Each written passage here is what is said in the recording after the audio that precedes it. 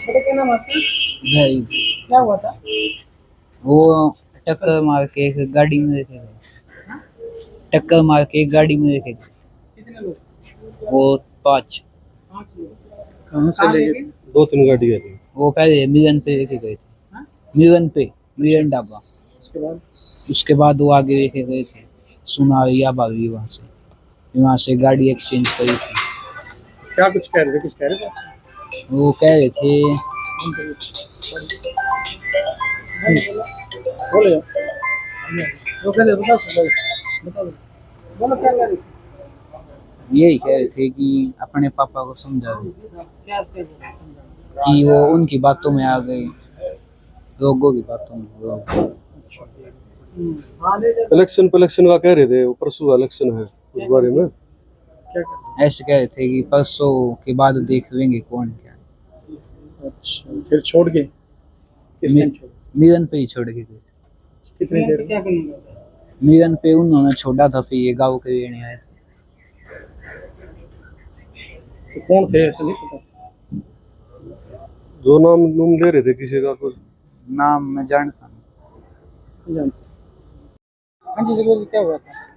हाँ, सबसे पहले जी आपके दर्शकों को नमस्कार। आज सुबह मेरा बेटा बाहर गया हुआ था बाइक लेके, तो उसमें राजेश सरकारी अपने कुछ आदमियों के साथ आया और उसने बेटे की बाइक में उसमें टक्कर मारी और मेरे बेटे को किडनैप कर लिया। और वो फ़ोन पर बार बार बच्चे को धमकी दे रहे कि भी मेरे खिलाफ अविश्वास प्रस्ताव नहीं देना, अपनी मम्मी को फ़ोन कर अभी, और उसको बार बार वो बात करवा रहा था। आप कहाँ गए?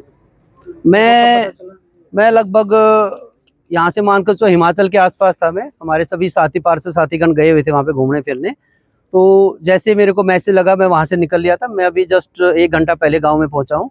तब तक मेरे गांव ने सारी जिम्मेवारी ले रखी थी और मुझे ऐसा कोई वो नहीं लग रहा था कि मैं हूँगा या ना हूँगा, कोई फर्क नहीं पड़ता, क्योंकि मेरा गाँव है तो मैं ही हूँ यहाँ पे, सारा गाँव ही मैं था। क्या बजे घटना है और कब बच्चा क्या बजे? ये सुबह लगभग 6:30 से 7 बजे के बीच की घटना है। और वो मिसिज ने पहले भी मुझे अंदेशा जताया था कि वो लगभग 5 साढ़े 5 तक यहाँ 2-3 गाड़ी घूम रही है, बगैर नंबर की है। मैंने कहा भाई हो सकता है आपको कुछ गलतफहमी हो गया, ऐसे तो कोई किसकी हिम्मत है, लेकिन वो उनकी बात वो सच निकली। अच्छा क्या रंजिश है मतलब इसके पीछे? रंजिश यही है कि उनके खिलाफ हमने अविश्वास प्रस्ताव दे रखा। हमने एसपी साहब को स्पेशल रिटर्न में 10 पार्षदों दे रखा कि जी हमें और हमारे परिवार को राज्य सरकार से खतरा है। और क्योंकि परसों अविश्वास प्रस्ताव होना, उसको लग रहा था भी कोई भी पार्षद एग्री नहीं हो रहा, तो उन्होंने ये इस टाइप के हथकंडे वो अपना रहे हैं। अभी बच्चे को किडनैप करके उनको मेंटली परेशान कर दो, उनको फोर्स कर दो कि उनके फेवर में वोट डालें। तो ये चुनावी का चेयरमैन का सारा? हाँ ऑब्वियसली, और तो अब कोई उद्देश्य नहीं ना हमारे उनसे कोई अलग से इस टाइप की कोई दुश्मनी या रंजिश है। बस एक ही चीज है कि उनको अपनी चेयरमैन ही बचानी है। और हमारा सबका उद्देश्य ये कि भी जो आदमी काम नहीं कर रहा हमारे समाज के लिए, तो हमें तो उसको हटाना ही पड़ेगा, हमारी मजबूरी है। मंजू हुड्डा ने वीडियो जारी करके ये कहा कि मेरा और मेरे परिवार का इससे कोई लेना देना नहीं है। उसका हस्बैंड था ना मंजू हुड्डा को ये बोलो कि आपका हस्बैंड था, आप क्यों मेरी वाइफ को बार बार कॉल कर रहे हो? अगर आपका रोल नहीं था तो आप क्यों उनको बार कॉल करके आप सफाई दे रहे हो कि हमारा रोल नहीं है? कल मंजू हुड्डा के आदमी के लिए मेरे पास वोटर रिकॉर्डिंग है, कोई बात नहीं, उनको सुना देंगे। तो आप लोगों को धमकी भी मिली थी पहले इस तरह की?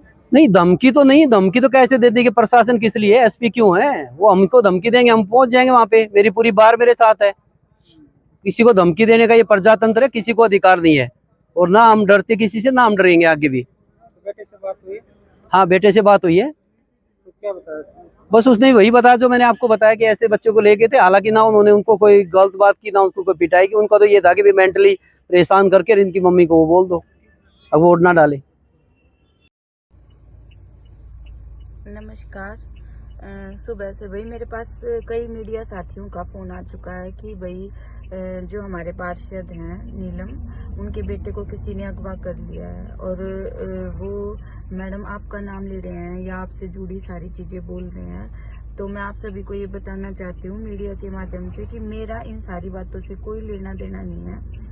अभी मैंने विधानसभा का चुनाव लड़ा है और ये चुनाव मैंने इतनी शांतिपूर्वक लड़ा है कि मैंने किसी से एक ऊंची आवाज में भी बात नहीं की है। और ना ही मैं इन सारी चीज़ों में विश्वास करती, मैं लोकतंत्र में विश्वास करती हूँ। जो मेरी जिम्मेवारी लगा रखी है जनता ने या सरकार ने, मैं उसके तहत जनता की सेवा करना चाहती हूँ। तो ये सारी बातें निरर्थक हैं, झूठी हैं और मेरे छवि को बदनाम करने के लिए ये सारी चीज़ें की जा रही हैं। मेरा और मेरे परिवार का इन सारी बातों से कोई लेना देना नहीं है। तो कृपया आप इन सारी चीज़ों पे ध्यान ना दें। धन्यवाद। के सभी हल्का वासियों को जय माता की, जय बाबा की, राम राम। मैं राजेश सरकारी सभी को सूचित करना चाहता हूँ कि इस्माइला गांव के अंदर जो भी घटनाक्रम हुआ है उसमें मेरा या मेरे परिवार का कोई भी लेना देना नहीं है। ये सभी राजनीतिक साजिश हो रही है मेरी धर्मपत्नी को और मुझे बदनाम करने के लिए। हमने अभी विधानसभा का चुनाव लड़ा है और बहुत ही शांति प्रिय तरीके से लड़ा है, किसी से भी ऊंची आवाज में बात भी नहीं करी और हम लगातार जनता की सेवा कर रहे हैं और करते रहेंगे। ये सभी साजिश हमारे कामों को प्रभावित करने के लिए और जनता के कामों को प्रभावित करने के लिए चल रही है। हमें इनके बारे में कोई भी जानकारी नहीं है। सभी को जय माता की, जय बाबा की, राम राम।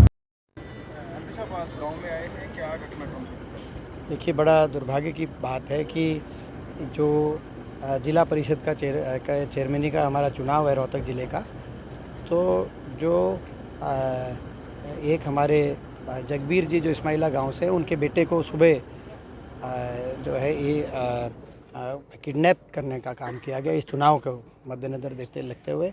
और जो है जो सारे गांव का जो शक है वो एक भाजपा के जो एक अभी भाजपा पार्टी में जो जिन्होंने चुनाव लड़ा उन पे और उनके से साथ मिले हुए लोगों पे जो है करने इसको कार्रवाई को करने का कार्य किया।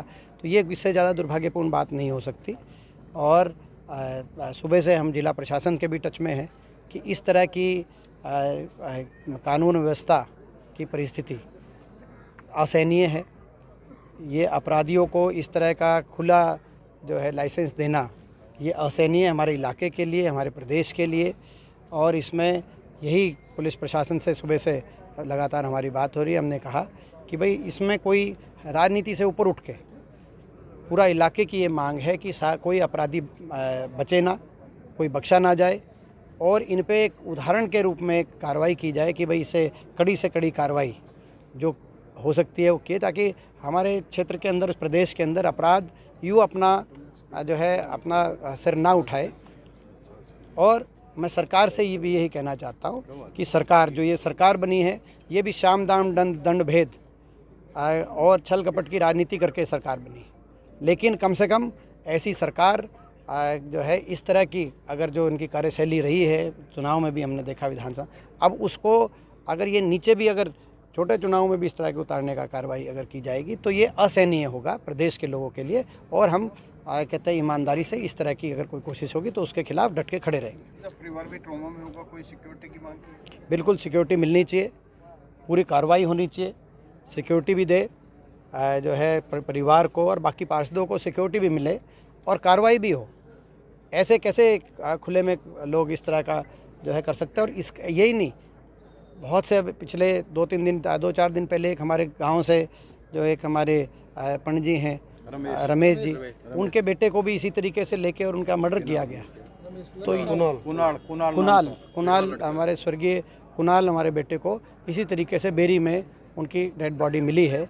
तो ये एक अराजकता की तरफ से क्राइम और अपराध और कानून व्यवस्था की स्थिति इस तरह चौपट ना हो, हमारा क्षेत्र अराजकता की तरफ ना जाए, ये मैं समझता हूँ कि आज जिम्मेदारी प्रशासन की है, इस सरकार की है, ये हमारी मांग है।